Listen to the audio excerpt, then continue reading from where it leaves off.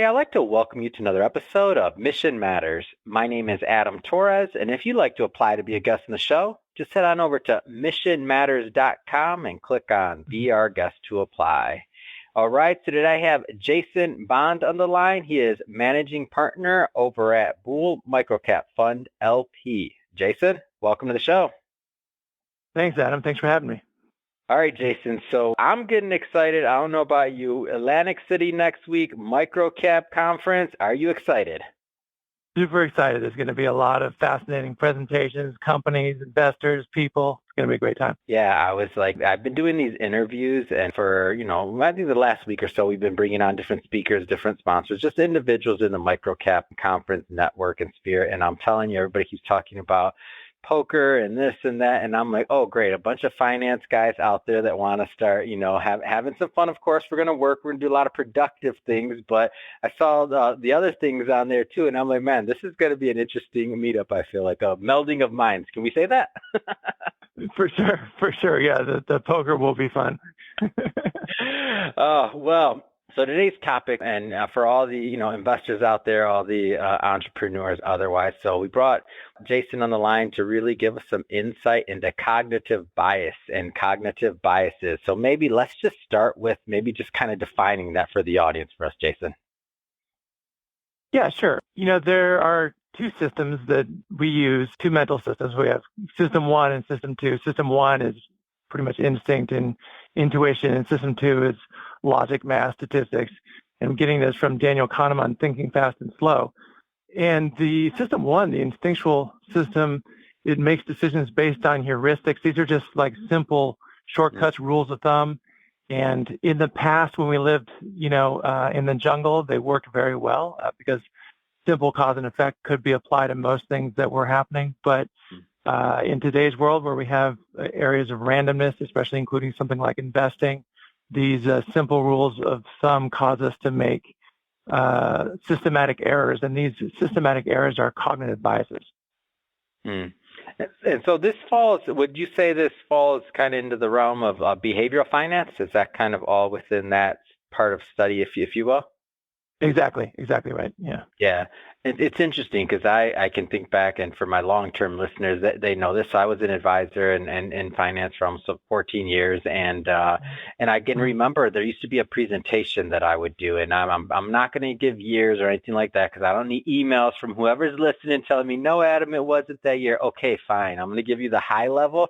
I remember I used to do this presentation for our investors and just prospective investors and whatnot, and we'd be talking about behavioral finance, and there were some like things that you could do at this time period, like just ask like, how was the market last year? How was this? And some of the responses you get that were complete opposite in the room based on what had actually happened in the market or during a particular time period. And it just started to think about like biases and this idea of how our brain processes versus reality. Like, am I off on this and some of this stuff, or? No, you're exactly right. I mean, the brain can not only change its views, but it can change based upon what happened. I mean, if we thought one thing was going to happen and it happened, then we think, oh yeah, I thought that was going to happen, even though we weren't sure before it actually happened. Similarly, if something that we expected doesn't happen, we then say, hey, it was always unlikely.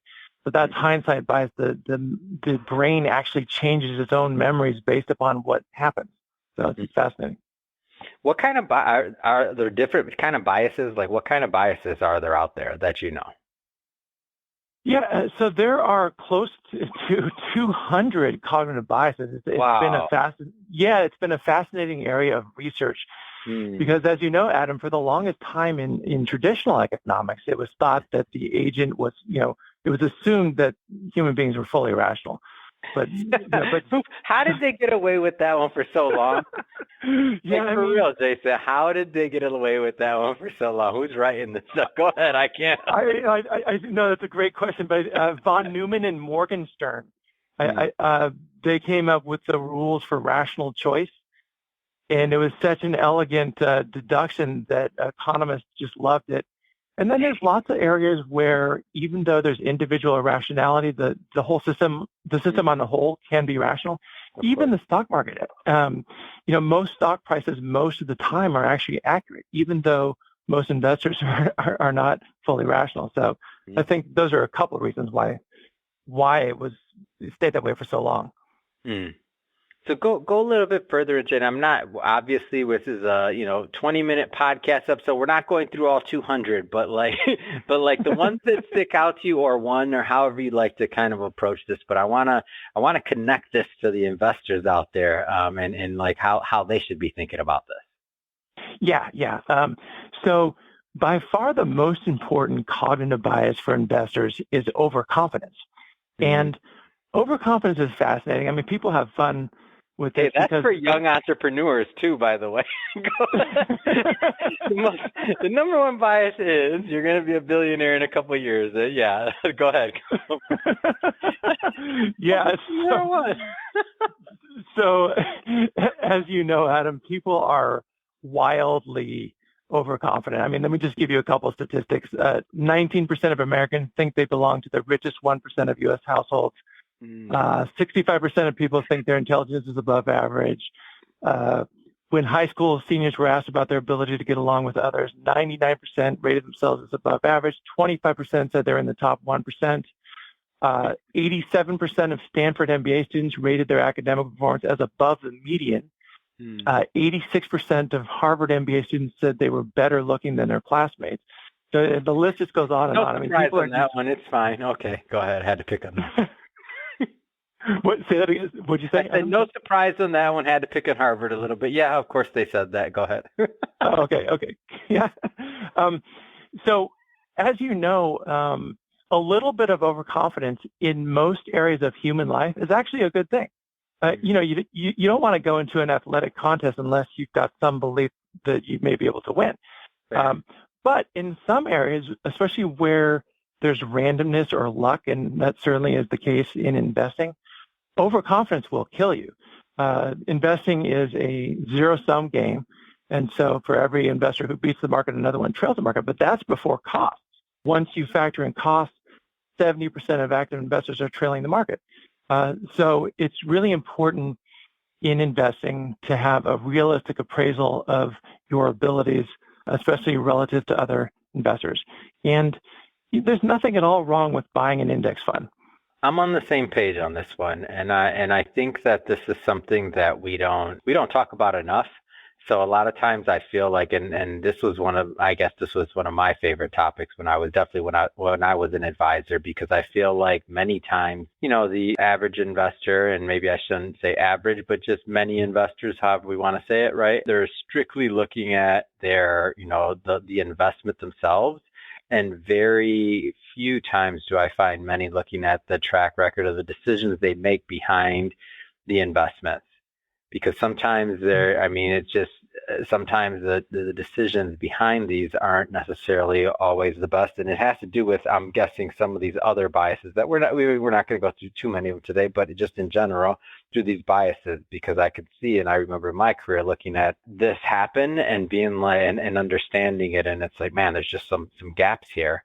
Investors are, and I'm not asking you to prescribe, and definitely not to give any investment advice. So I'll do the disclaimer for you. Anybody that's listening, we're not giving individual investment advice. Go see your advisor. Go see, whoever you need to see on that. But speaking high level, Jason, now that, some of my listeners are listening to this and they're saying, these cognitive biases, I want to know more. Like, is this holding? Is this affecting me? Like, what do people do with this information?